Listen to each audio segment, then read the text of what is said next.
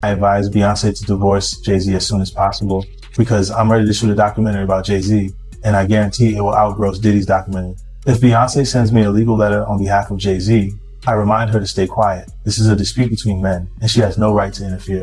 I have to let everyone see the true face of Jay-Z. Jay-Z and Diddy have been longtime friends, and their business dealings never stopped. He frequently attends Diddy's parties, so why do people think he's innocent? Jay-Z and Diddy got involved in the same case in 2024, where a victim claimed she was assaulted by both Jay-Z and Diddy. I remember Jay-Z saying these were all rumors and that he was defending Diddy. But ironically, Diddy got arrested in 2025. And there's enough evidence to count his crimes on one hand. I've known them for 20 years, and I know how many bad things they've done behind the scenes. After Jay-Z founded his company, he repeatedly got into copyright disputes. In 1999, he was convicted of third-degree assault and served time in prison. He was unfaithful to Beyoncé, and he was caught by Beyoncé's sister. I think everyone has seen the footage of him getting beaten up in the elevator. I've already gathered the evidence, and I'm going to give Jay-Z a surprise. The new lawsuit coming with Jay, the part with Jay. I go, oh shoot, like to us, black excellence, that had to be there. We getting tighter, you know what I'm saying? And united we stand, and ain't nothing else. Black excellence, they're sitting there like, yeah. It's the billionaire brunch. Like, I hate you, man. Unaware of anything going on here. This is the one time I'm gonna be with you this year.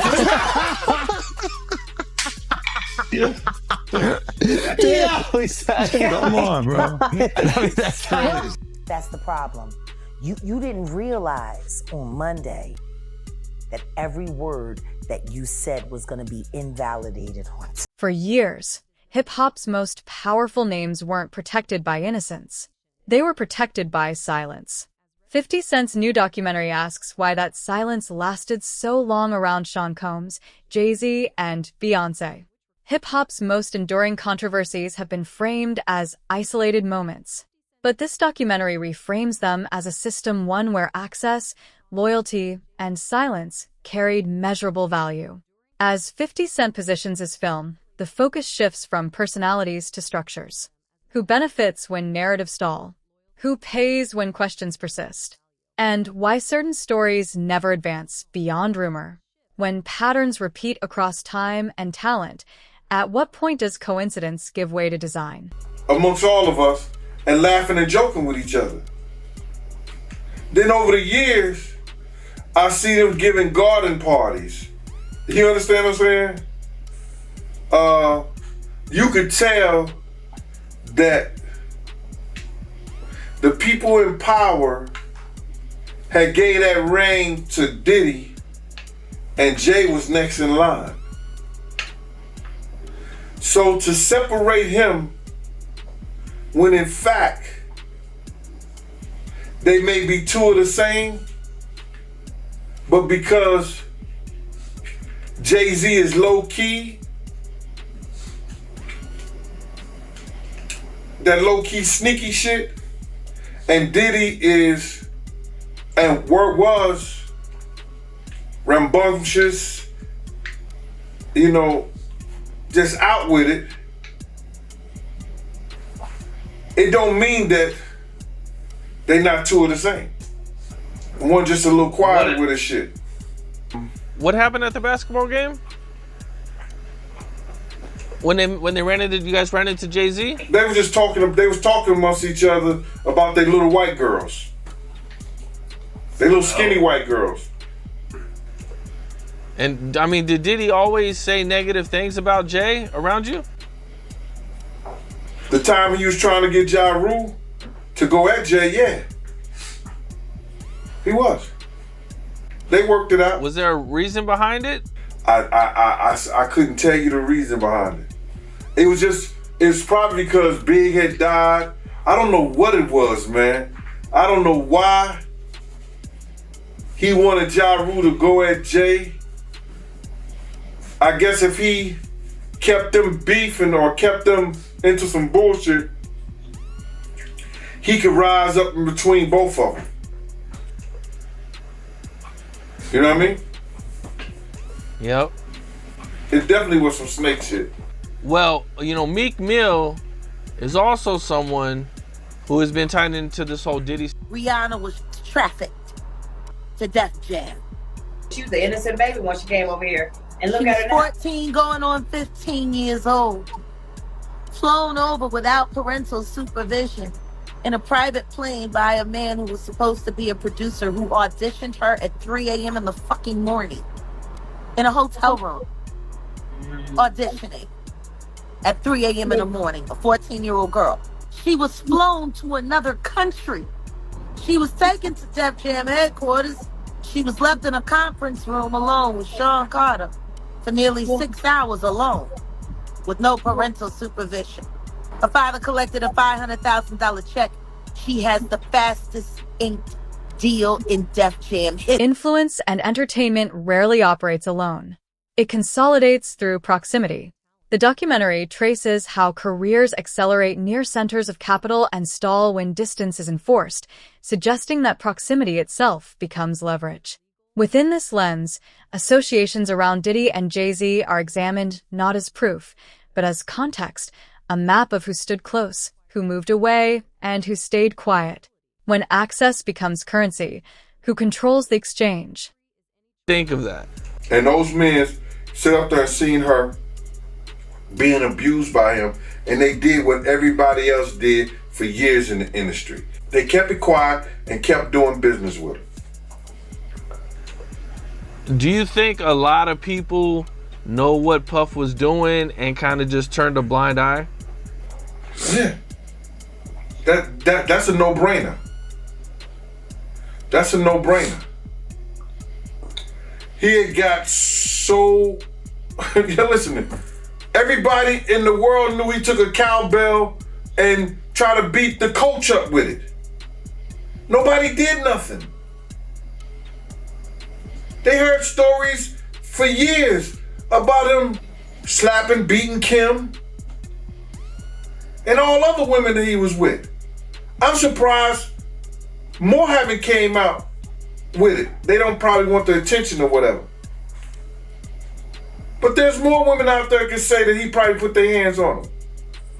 With Usher, Neo, and Jimmy Iovine being exposed as somebody who might have potentially seen this type of behavior, you know, do you think that they will try to call them on the stand, or, you know, like, do you think they should be held accountable for some of that too?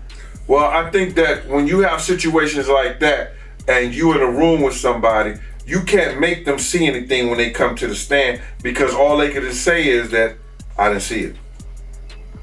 I was there. I wasn't looking in that direction. I don't know what really happened. All I know is Cassie was holding her stomach, bent over, throwing up. You know what I'm saying? Yeah, they'll say anything. Their lawyers will tell them what to say. They have people to teach them what to say in circumstances and situations like that. So Dawn, yes, she saw it. She saw that they were there, and they should have seen it too. She would have to describe when that happened. What did Usher do? What did Neo do? What did they say? Public silence can be restraint, but it can also be strategy. The film examines moments when high-profile figures declined comment, declined interviews, or let legal process speak first choices that shape public memory without adding facts. In media ecosystems driven by immediacy, silence can slow inquiry and redirect attention. When the loudest response is no response, what does that choice protect? Accused of.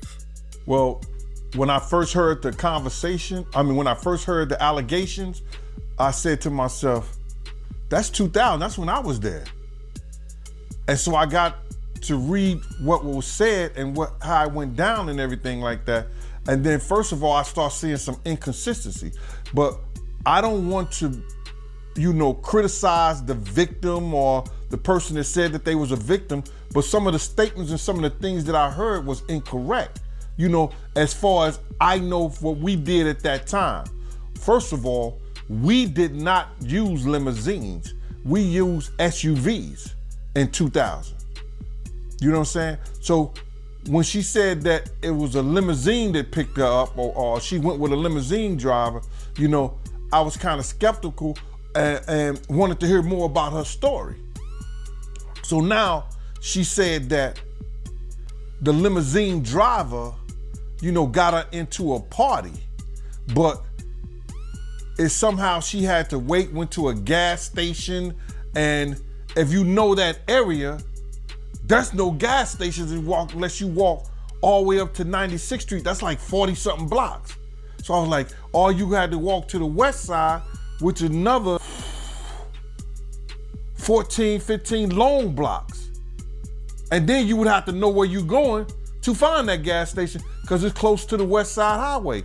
Unless she went all the way downtown, and then who gonna pick her up from that far away from the the venue where she went to.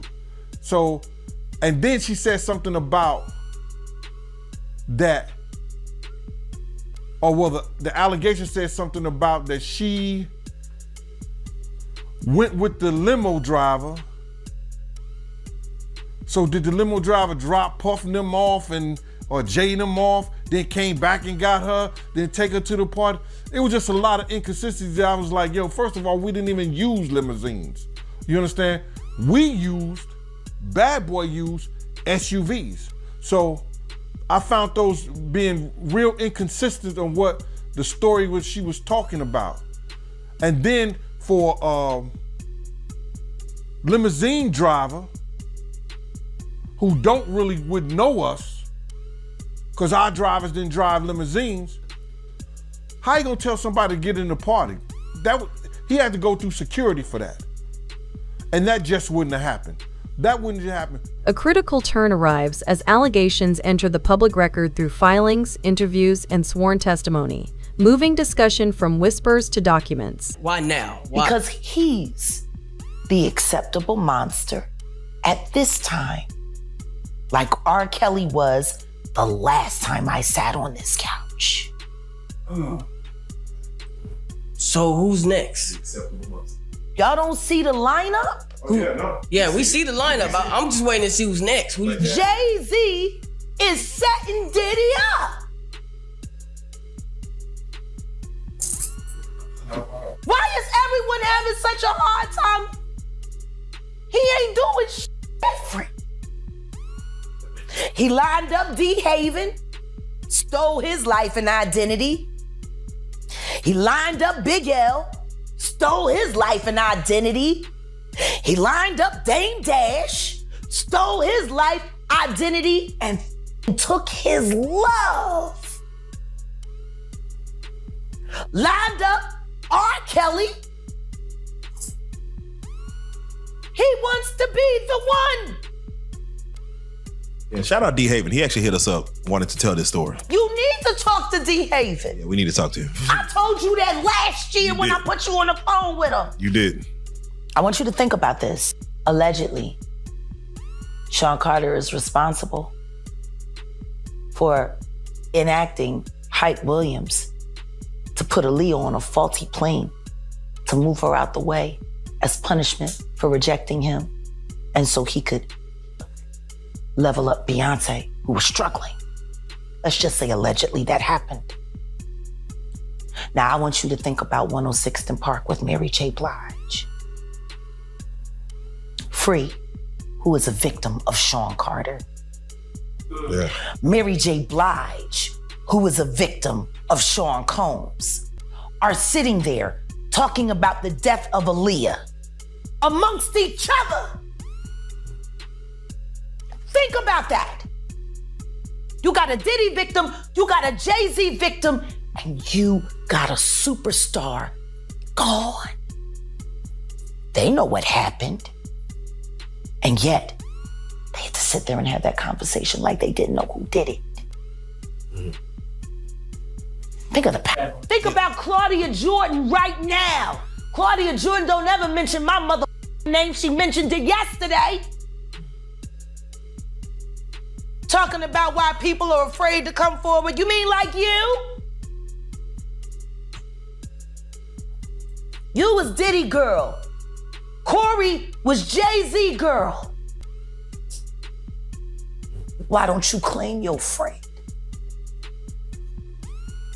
Claudia. Public silence can be restraint, but it can also be strategy. The film examines moments when high-profile figures declined comment, declined interviews, or let legal process speak first choices that shape public memory without adding facts. In media ecosystems driven by immediacy, silence can slow inquiry and redirect attention. When the loudest response is no response, what does that choice protect? Why now? Why? Because he's the acceptable monster at this time, like R. Kelly was the last time I sat on this couch. So who's next? Y'all don't see the lineup? Yeah, we see the lineup. I'm just waiting to see who's next. Who you think? Jay-Z is setting Diddy up. Why is everyone having such a hard time? He ain't doing shit different. He lined up D. Haven, stole his life and identity. He lined up Big L, stole his life and identity. He lined up Dame Dash, stole his life, identity, and took his love. Lined up R. Kelly. He wants to be the one. Yeah, shout out D. Haven. He actually hit us up, wanted to tell this story. You need to talk to D. Haven. Yeah, we need to talk to him. I told you that last year when I put you on the phone with him. You did. I want you to think about this.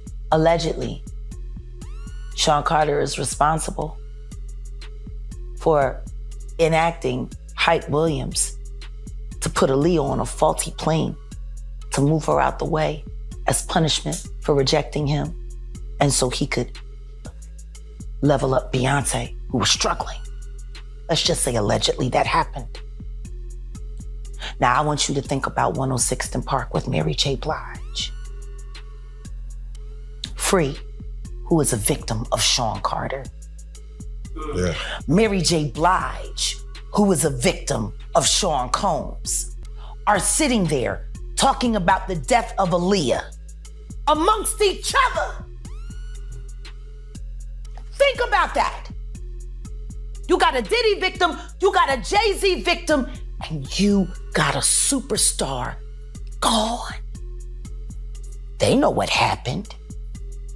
And yet, they had to sit there and have that conversation like they didn't know who did it. Think of the power. Think about Claudia Jordan right now. Claudia Jordan don't ever mention my mother name. She mentioned it yesterday.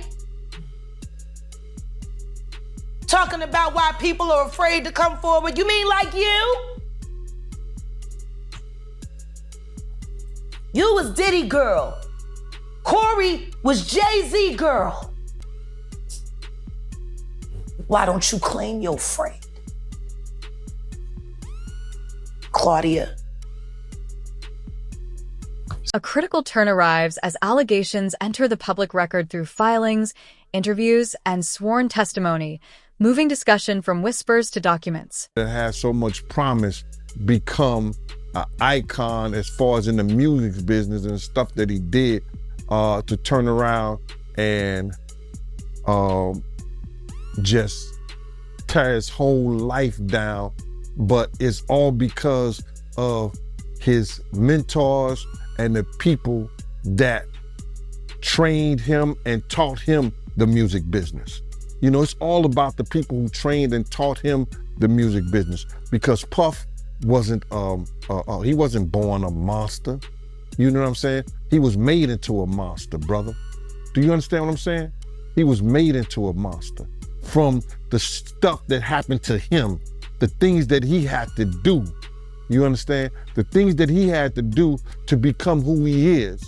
You know what I'm saying? You know, it's like this, brother. You never like something so much that you can't do without, and you never be willing to do anything to get where you want to be at. You gotta have principles, you gotta have morals, you gotta keep with that stuff. And in that music business, a lot of that stuff get thrown out the window. You understand? And that's what happened to him. He started doing the things to other people that was done to him. To keep it frank, He was doing the things to other people that was done to him. And it is what it is. You gotta know better. And if you know better, you will do better. When he was in New York City, he was like that gecko from the Geico commercial. Then he turned and started going, when he lived in Cali and Miami, he turned into Godzilla. I would see him talk about how he using drugs. He was never like that. Smoking cigarettes, smoking weed and everything like that. He turned into something that you could consider a monster, bruh. Then he started doing things to people, you understand, that he learned. That's a learned behavior, bruh. Now, I'm not saying that he may have been doing a couple of things here and there with women, stuff like that in New York, but the things that they're talking about that he was doing, bringing in prostitutes to have sex with his girl and all that stuff like that, that was some crazy stuff to me, man. So I'm just looking at this whole thing, man, and you had asked me, and we don't have these conversations like... The documentary does not decide outcomes. It catalogs the transition from speculation to verifiable process. As records accumulate, timelines harden and contradictions narrow. When the record expands, which narratives withstand scrutiny and which require revision. Guy with his lawyers and them and everything, his lawyers and them wrote that shit up, and now he presenting to the people like he wrote it. Everybody know that if he's stealing rhymes and he's stealing bars, I know that's your man, Mighty. But you know there's a lot of bars and a lot of rhymes he done stole from people. If he's stealing rhymes and he's stealing bars, he ain't write no letter like that for nobody and to nobody. I mean, Jay was paying homage, man, showing respect. Oh, okay, he was showing respect? Yeah. Well, I guess Tupac and Biggie showed the same respect too, right? Huh? Oh, you ain't got nothing to say about that. All right, okay. I guess Big L was showing respect too, right? I guess Cam them show respect too, huh? It's a lot of rappers, man. I guess Mace was showing respect too. It's a lot of rappers, man. They don't steal. Yo, Mighty, I'm finna blow you out the water. This nigga stole the whole song. I got 99 problems, and now he finding out a bitch is one. Come on now. He stole a whole song from Ice-T. Didn't give him the props on it. I know you're gonna cut this part out, but it's the truth. Let's get back to the letter. Now, he called the lawyer ambulance chase and all that stuff like that. I think Tony Busby probably got a lawsuit against him now. You understand? Defamation of character, the whole 9 yards. So Jay gonna have to say, I didn't write that, my lawyer wrote that.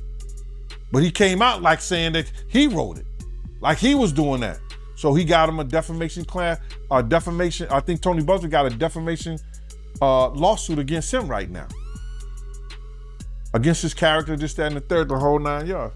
So as far as that letter is concerned, man, Tony Busby sent him a demand letter, award letter. All lawyers do that. He didn't go out the scope of what the information he had from representing his client.